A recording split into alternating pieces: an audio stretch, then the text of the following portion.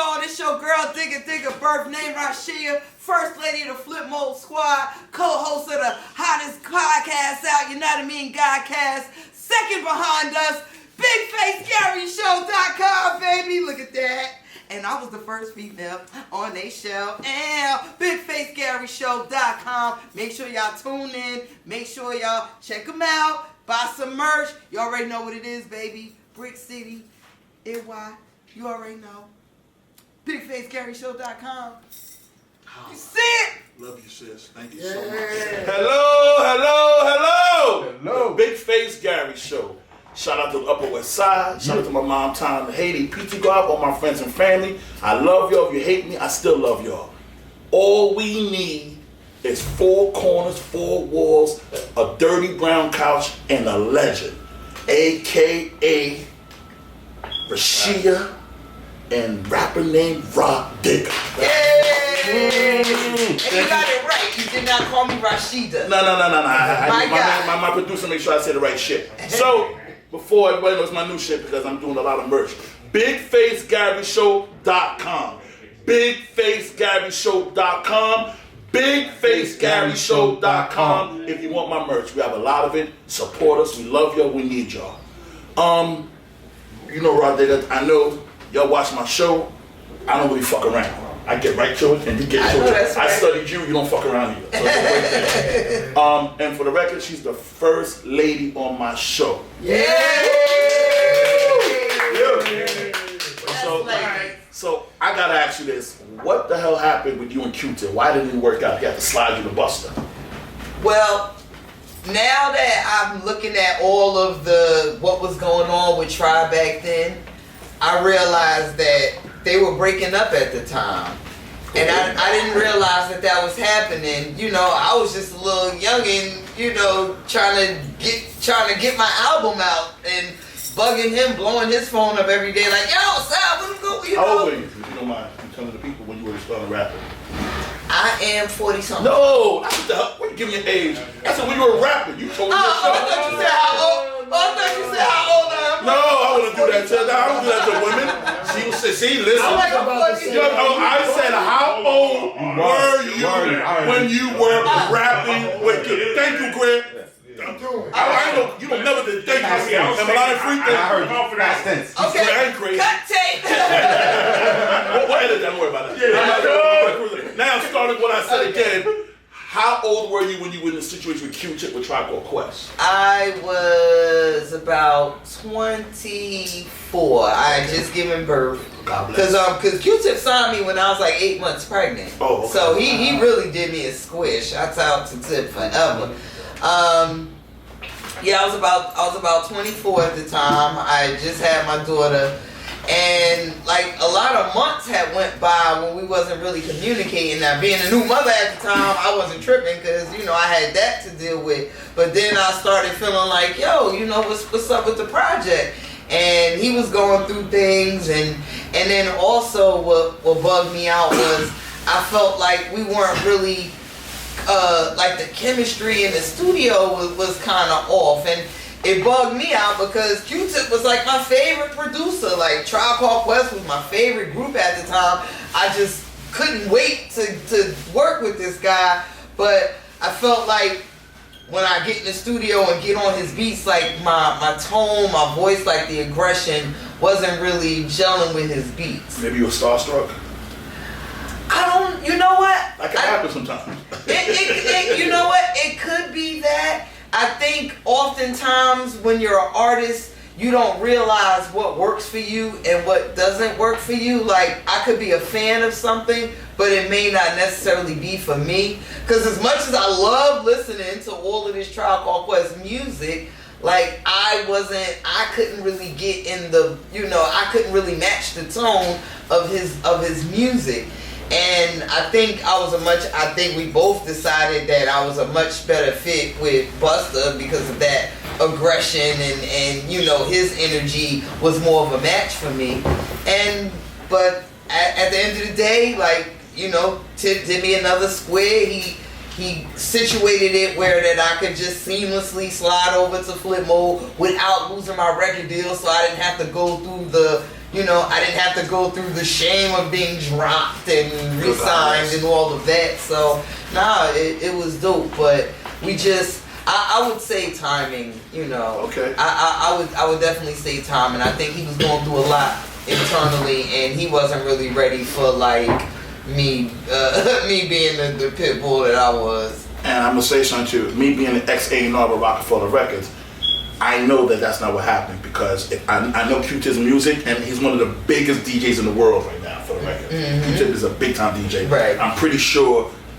Like he said, he was going through shit, so he couldn't get it together at that point. Right now, if he gave you a beat, you'd probably murder that beat. Oh no, absolutely, absolutely. Yeah, it's just the timing. I know. No, there was definitely things going on. I know at one point there was a really big house fire that he had. Where I remember he lost everything, like every music, every I remember that reel, every sound. So I'm like, okay, but what's up with my beats? So, you know, it just everything. I think everything that was just going on with him, and really, and I could totally see the strain and the rift in their relationship, you know, taking a toll on him mentally, and just not really, you know, being in the headspace to deal with some nagging ass, hungry ass artist blowing you up every day, like, yo, what's up with my advance? Yo, what's up with my deal? Yo, what's up with my album? Yo, so it was I would say the stars and the moon wasn't properly aligned for us. Well, that's good. God bless you, Qtip. You're doing great now. I got Rah Digga on my show. We're on the war right now. My helmet's right here, everybody. We're on the war. Now, moving forward, tell me your experience with the group Outsidaz you was with. Outsidaz, oh my God, my crazy guys from Newark. Basically, our life consisted of waking up, smoking, walking around Essex County, looking for anybody that rap. Oh, you rap? Oh, you rap? Up, cypher, up, battle.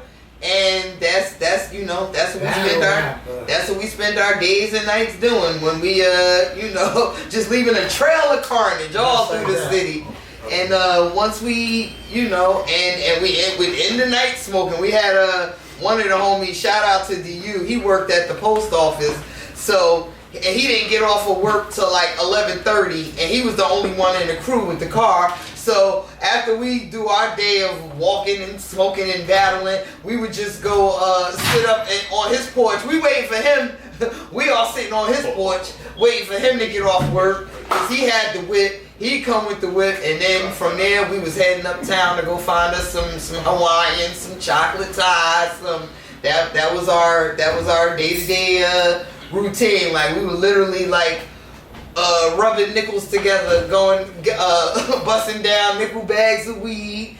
And the beginnings. Yeah, the beginnings. Like, oh, let's see, wait a minute. It's 5 of us. All right, $1. That's a nickel bag. So we need another $1, or we try to get the bag for 4 because we needed the other $1 for the Philly.